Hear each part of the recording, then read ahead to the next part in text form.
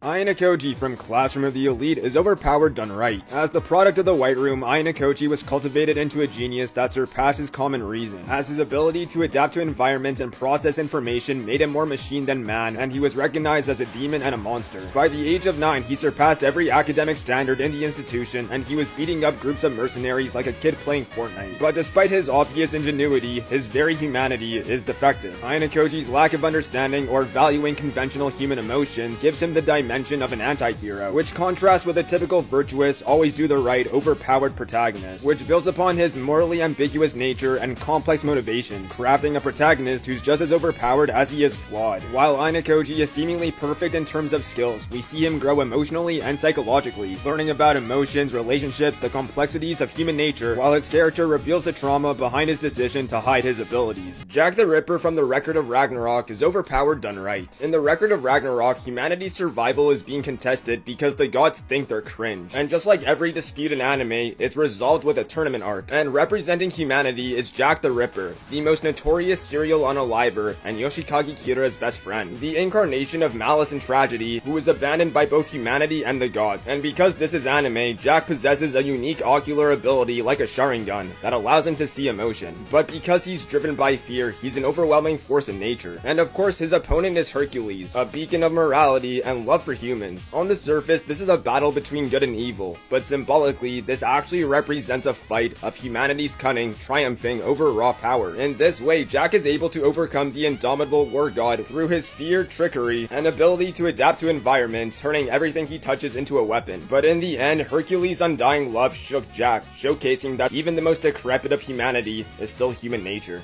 There's no question that the best thing about One Piece is its world building. The bounties, the newspapers, the propaganda, everything that's having an effect on the world at large is amazing. And this leads into the rise of Buggy and why he's such a fantastic character. Because through this lens of distorted information, he's been propagated as a massive threat, when in reality, he's a total weakling and a coward. Someone who's become a Yonko, was the same character who was defeated by Luffy in Orangetown. But Buggy is a marketing genius, and when the opportunity presents itself, he runs with it. The one thing Buggy has going for him is that he fails upwards. That's how he escaped from Impel Down, and of course he took credit for the mass breakout in the process. That's why at Marineford, he started his content creating career and became the first One Piece YouTuber. Yuta Akutsu from Jujutsu Kaisen is overpowered done right. Yuta's strength is rooted in his complicated emotions for Rika, as he's cursed by the spirit of his childhood friend, which gives him immense cursed energy. Rika is the embodiment of Yuta's burden. Despite the unreal power she provides, he constantly feels guilt and sorrow due to the weight of his loss. Rika is a double-edged sword, as she imposes Yuta with great power, but at the cost of his very own humanity, with the added caveat that Rika often goes berserk, which causes collateral damage, which reinforces the notion that Yuta needs to maintain his composure as he walks the fine line between salvation and calamity. Despite Yuta being a special grade monster, he often grapples with his morality as he deals with the dilemmas concerning Rika and the nature of curses. And even with his outstanding strength, he doesn't overshadow his contemporaries, but rather complements the entire cast. And that's why Yuta is the perfect example of how to integrate an overpowered character into a story without making them feel out of place or reducing the stakes of the narrative. Subscribe for more. Shiva from the Record of Ragnarok is overpowered done right. Shiva was the first of the gods that I actually found myself rooting for. While all the other battles were with characters who were polar opposite from one another, Shiva and Raiden were far more similar than different, with the single distinction that Shiva was the one who was displaying more humanity. Raiden stood on top of the sumo world, forever uncontested due to his indomitable power, while Shiva constantly had to prove his strength, burdening himself with the weight of the legacy of those he defeated, which is a strange concept for gods who are immortal, therefore no need to maintain a legacy. But Shiva became the unrivaled god of destruction who stood atop the precipice of the world, recognized as a chat among chats only by preserving the spirit of the defeated, carrying their dreams on his shoulders, fighting with his life on the line till the very end.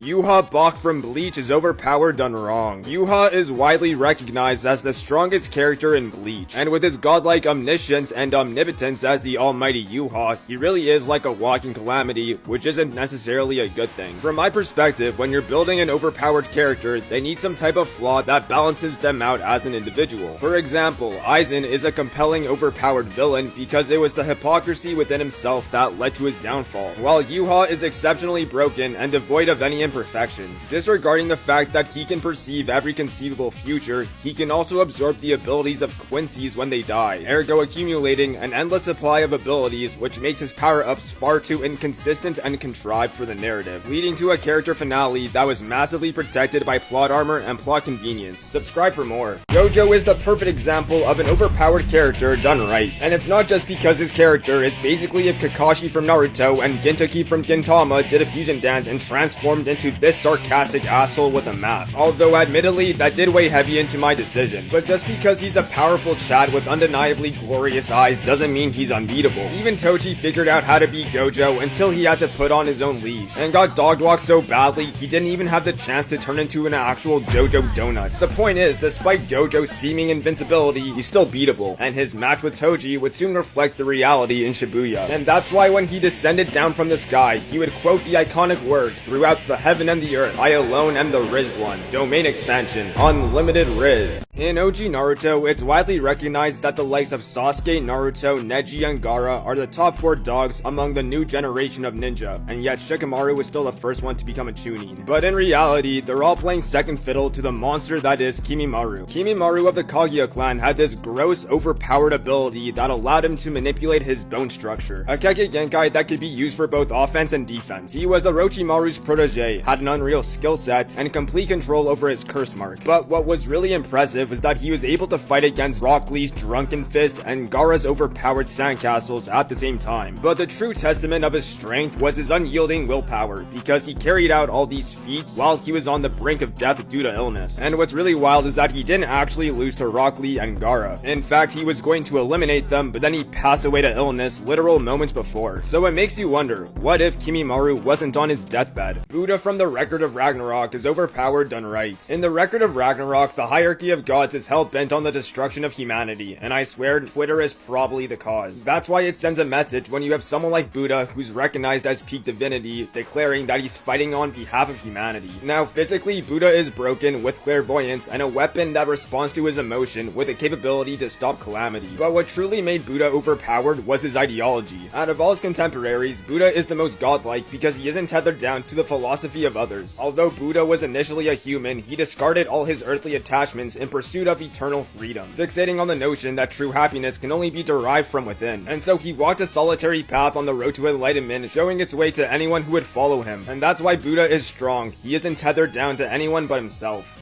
In Jujutsu Kaisen, there's no question that characters like Yuta, Hikari, and even Yuji are talented sorcerers bordering on the line of prodigy. But then there's Higuruma, and by golly, he takes that title and blows it out of the water. This guy has only been a sorcerer for about a month or so, and he's already pulling up on the MVP god King of Curses Sukuna with Yuji like it's goddamn Judgment Day. When Gojo was fighting Sukuna, the Madlat's pulling out every trick in the book, completely revolutionizing the concept of what is a Jujutsu battle. Higuruma was hanging out in the background, actually grasping what was going on, which is more than I can say even about myself. But what I love about his character is the fact that he's this true beacon of justice in this morally distorted Jujutsu society, and his moveset is a perfect reflection of that reality. He's currently running up a win streak like he's collecting crown wins in Fortnite, and if he pulls through with Yuji, that's just another flex he can add to the list. Madara from Naruto is overpowered done wrong. Since Naruto and Sasuke fought at the Final Valley, Madara has been implicitly cemented as part of the fabric of the ninja world, and for 7 years prior to his introduction, he's been built up as this overwhelming calamity relative to the first Hokage himself. And when he enters the stage, he turns the Shinobi Alliance into the aftermath of the Lena the Plug Jordan Love educational video. And as the war arc continues, he proceeds to flex on everyone, as every piece of the puzzle fits according to his master plan, eventually becoming so broken that no one had a snowball's chance of contesting him. And that's an issue because when a character becomes so overpowered that there isn't a conceivable way to defeat him within the limits of the story, you have to force an ending, which resulted in Kishimoto delivering the most unsatisfying conclusion to an endgame villain. And for me, it tarnished Madara's legacy as an overpowered antagonist.